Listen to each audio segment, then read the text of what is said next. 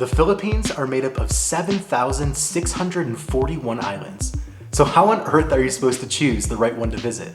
Well, fortunately, there's more than just one right answer. But the tiny island of Panglao, tucked right underneath the tourist hotspot of Bohol, is an excellent choice if you're interested in seeing some of the most unique wildlife on the planet.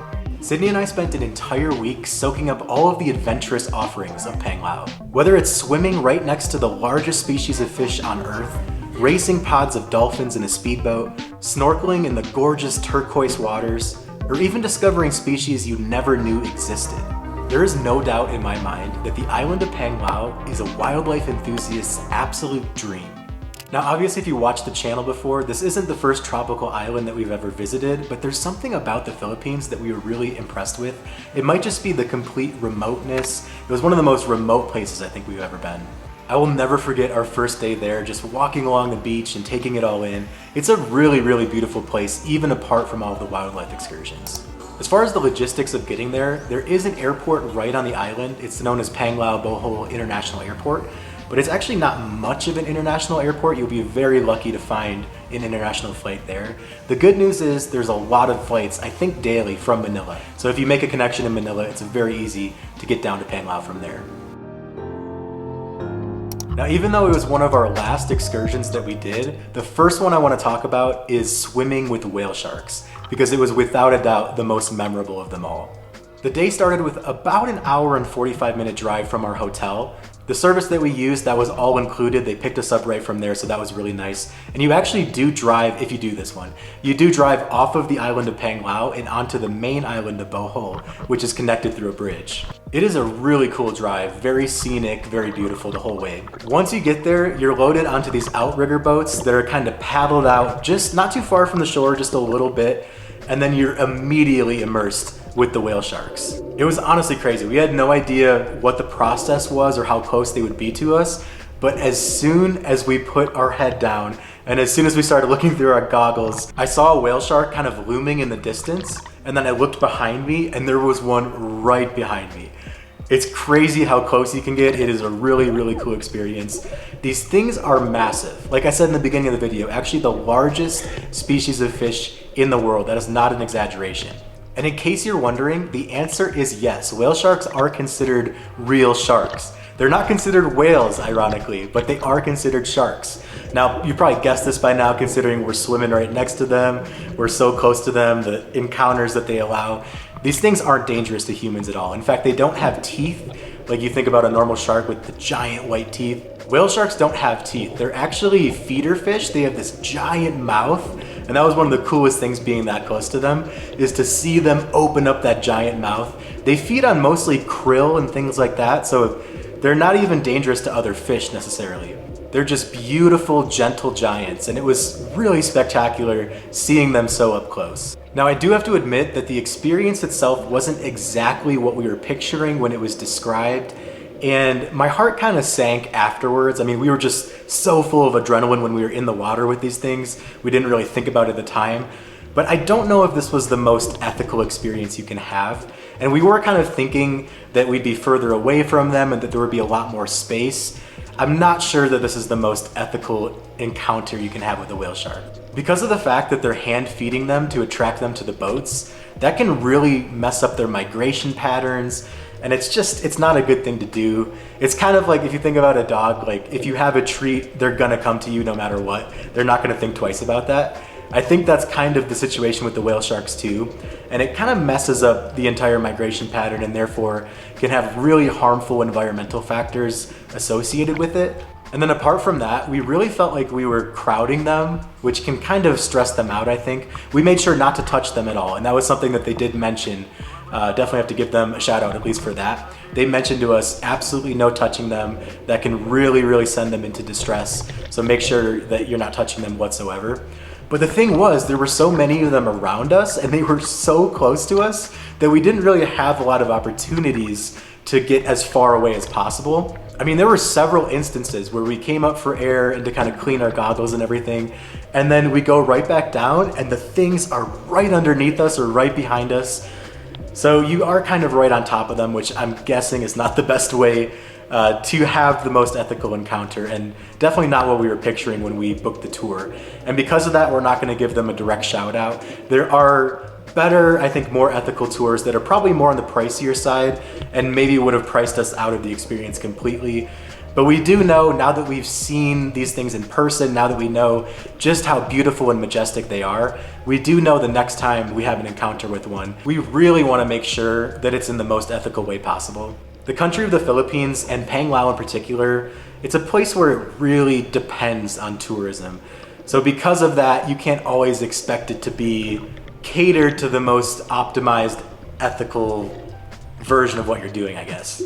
The local economy would probably collapse without tourism, so that is something you have to keep in mind. And the Philippines is one of the best places to see whale sharks, and that just has to do with the warm water and the general climate around the islands. These things are so incredibly cool to see in person, and it's not just the incredible size of them, they just look cool. I mean, the way that their mouth is shaped, that big giant mouth when they open it up, and the pattern along their skin, those white dots that they have, it's just a majestic creature.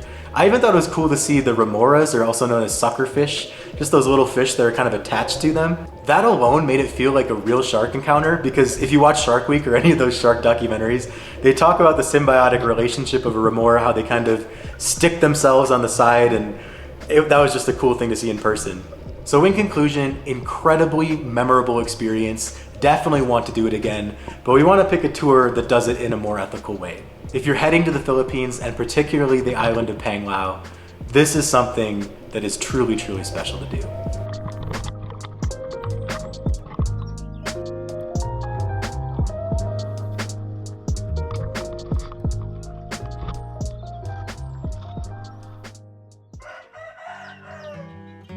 Okay, the next excursion I want to talk about, it was another chance for me to see something that I have never seen with my own eyes before, in the wild at least. But this day had a rough start, I have to say.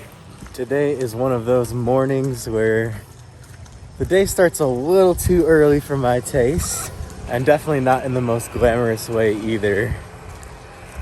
Still dark out, walking in some puddles because it rained last night. But it is all gonna be very, very, very worth it. Okay, still drizzling a little bit, but I think the sun's about to peek out. We think we're going to the right place. We're kind of just on this dirt road, and we just paid for an eSIM card, but the service is not working. I wonder if the island's just so remote that you don't even get service out here, so I hope this is the right place. Now, despite battling through some pretty miserable conditions, we absolutely loved this next excursion, and we had so much fun with the people that organized it. We got it through Get Your Guide, and we'll provide the link in the description below if you're interested. We actually took a boat ride off of the island of Panglao to a completely separate island, and along the way, we got to see a pod of wild dolphins. Now, this was so incredibly cool for obvious reasons, but I think the thing that sticks out in my mind the most is just how playful the dolphins were. It almost seemed like they were putting on a show for us. They were all kind of together doing their formations like you see, but then we actually saw underneath the boat, they were swimming along with us at the exact same speed and kind of twirling around as they were doing it. I'm obviously not a marine biologist or an expert by any means, but I have heard people say that dolphins are extremely intelligent animals. Some people even believe that they're almost as intelligent as humans. They just speak a different language, live in the water. That's why we don't think of that intelligence as being that high. But having this encounter in the wild, seeing these guys in their natural habitat, it definitely went through my mind like, wow, what a cool animal, and what a clearly intelligent animal. And they actually told us that the rainy conditions might have helped us see the dolphins so up close, because on a nicer day, there's more boats out, and a lot of times these dolphins try to avoid if there's a lot of traffic, a lot of disruption of the water. But we were one of the only boats that we saw in the area that we were driving, I guess. Once we got to the other island, there were a few things in store for us, including a traditional Filipino lunch, which obviously would have been a lot more fun without the rain, but also some really good snorkeling and a chance to see sea turtles too. And it was so funny because when we got there, we were with a group of, I don't know, 12, 14 people, and everyone wanted to kind of take shelter under this little picnic area they had, and they wanted to just take a little break before they got in the water. But Sydney and I were like, we're wet, we're soaking wet anyway, what's the difference? Like, we'd rather just go out now. And once again, a lucky move, because I don't think they saw the sea turtles as well as we did. The fact that they waited. When we went out right away, it was just a light drizzle and it wasn't too bad. It definitely wasn't disrupting the water too much. And we saw a beautiful sea turtle. Although I did see them in Hawaii earlier in our trip around the world, I didn't actually get to see them in the water, snorkeling, and to be that close to them. It was really, really cool. It's so awesome to see how they kind of just glide through the water. Now I'll give full props to the tour here because they were very conscious about not disrupting or distressing the sea turtle at all. Obviously, it's really important not to touch these things in any way because that can really, really freak them out. And you really should kind of give them a good amount of space too, at least from what they told us. But we felt like we had the perfect balance of being able to see it and be able to enjoy that view, but also be far enough away from it where we weren't causing it any distress in any way.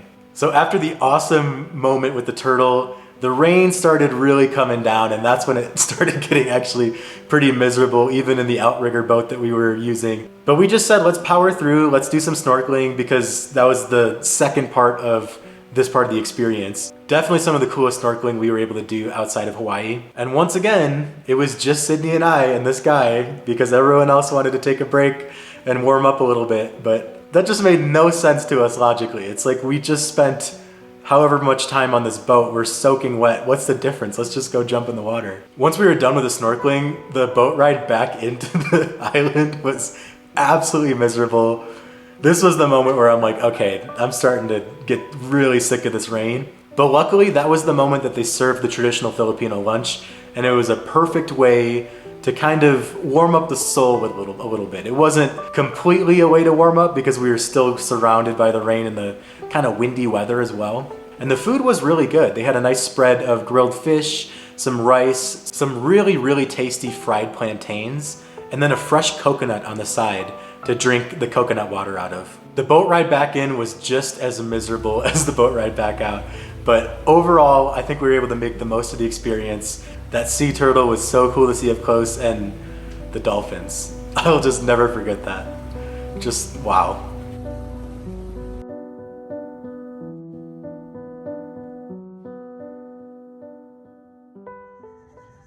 Okay, the final excursion, definitely want to mention. This one was so much fun too.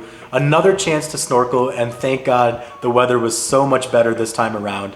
We also got to hang out at this really cool sandbar and even got some nice snacks and refreshments too, but that was towards the end. The snorkeling was up first, and this was so much better than the first time. Even though that first time was really nice, I mean, this was just everything you think about in the Philippines. The beautiful turquoise water, all of the incredible colors that you're seeing with the reef and the wildlife. It was something special, and I'll never, ever, ever forget it. We saw so many starfish, so many fish kind of hanging out around the reef. Something that was really funny though before we actually went in the water, and another thing I'll never forget about the Philippines, we're getting all our gear on and we're getting ready to jump in the water, and right before that, our guide tells everyone, if you see a sea snake down there, be sure to swim away from it because they can be very dangerous. You should be able to recognize it. It has white and black stripes. If you see one, just swim away. And Cindy and I looked at each other like, what do you mean? Like, how dangerous? And kind of everyone else in the group was, you could tell, very apprehensive. So then someone got the courage to ask, are they really dangerous? And then the guy was like, yes, they are one of the most deadly animals in the Philippines. Okay, who's ready to snorkel? And right after that, they're like, let's go, it's time to go in the water. And we're like, oh my God, I can't believe you just told us that right before we're gonna get in the water. Now, to be fair, later on they did explain that sea snake bites on humans are incredibly rare, and one of the only reasons that they do let people know that is because there's some stupid people out there. There's probably some person that would see one and want to like grab it or something, or want to swim after it. As long as you make sure to kind of steer clear of them and give them their space, they're not going to attack you, they're not going to come after you.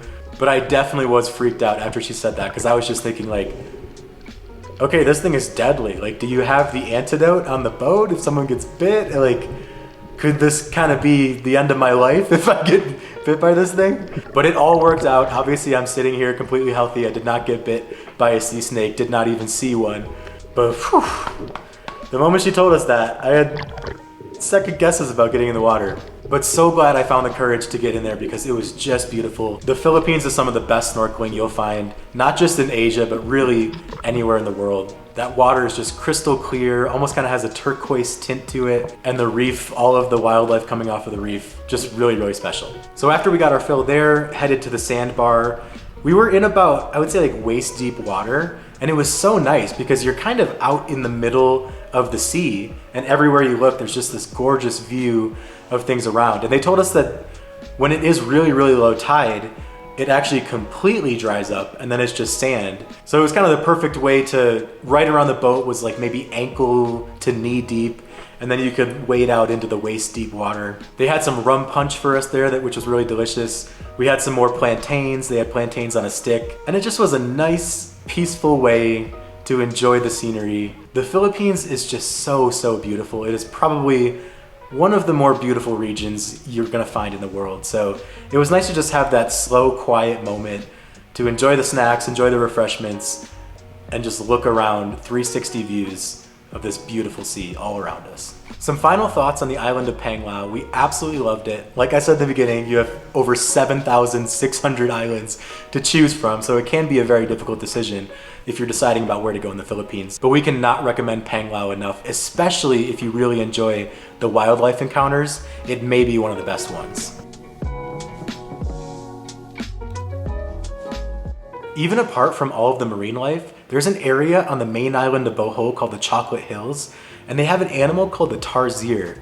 And this is one of the only areas you can find this animal anywhere in the world. Thankfully, there is a preserve for them here because they are quite an endangered species, and unfortunately, there's a lot of poachers out there that try to catch them because they're so rare and they're really just kind of magnificent looking. It's the smallest primate on Earth, and they almost kind of look like a frog. I mean, the way they stick to the trees, they have these giant eyes. They look more like a cartoon character than anything, but that is a big part of the identity of Panglao and Bohol. You'll see that animal on a lot of murals and stuff, and there's a lot of different encounters you can see. They are nocturnal, which makes it a little bit harder to catch them, but if you have the chance to do that too, definitely take them up on that. That is a really, really cool thing to see. If you're from North America or Europe, very low odds that you're ever gonna come across a tarsier, so just another really cool feature of the island of Panglao. If there were any cons to our experience, I think just the fact that it is such a small island and it is so focused on travelers, backpackers, you know, young travelers from Europe and America. We didn't see a whole lot of traditional Filipino food. Probably the best Filipino food we had was during the excursions, the lunches and the snacks that were provided. But as far as the restaurants on the island, it was a lot of chain restaurants. You'll see McDonald's, you'll see Jollibee, you'll see all of those things. Cafes, acai bowl, things like that. There actually was a really good pizza place, and we were kind of blown away by how good the pizza was. But yeah, I really want to try a salog bowl, which is like a garlic rice that's topped with a certain kind of meat and sometimes some sauce. But the only place I was able to find one was McDonald's. And believe it or not, McDonald's in the Philippines does serve some Filipino food. They even have the spaghetti, because if you know anything about the famous Filipino fast food Jollibee, they're known for their Jolly spaghetti. So if you go to McDonald's, you can get a mixed spaghetti. So yeah, maybe not the best island for a traditional Filipino food experience, but if you're more into the wildlife and just the incredible encounters, the excursions you can do, Panglao is the place. We also found it to be quite a bit more affordable, not just the hotel prices, but all of the daily expenses and the excursions themselves. It seemed to be a little bit less pricey than the other popular islands such as Boracay or Coron, so it is definitely a great budget-friendly choice. Thanks for watching this recap of our experience on the island of Panglao. Let us know in the comment section, what are some other islands we should check out the next time we are in the Philippines? It really was the perfect introduction to this country, and I'm so glad that we chose it for our first island. But now that we've seen it, we're definitely open-minded to seeing some other places of this awesome country. So much to choose from, it can be a little bit overwhelming at times, so definitely let us know if you're from the Philippines. Where else should we visit next time we come? Thank you so much for watching the video. Don't forget to hit the like button and subscribe if you really enjoyed it, and we hope to see you in the next one.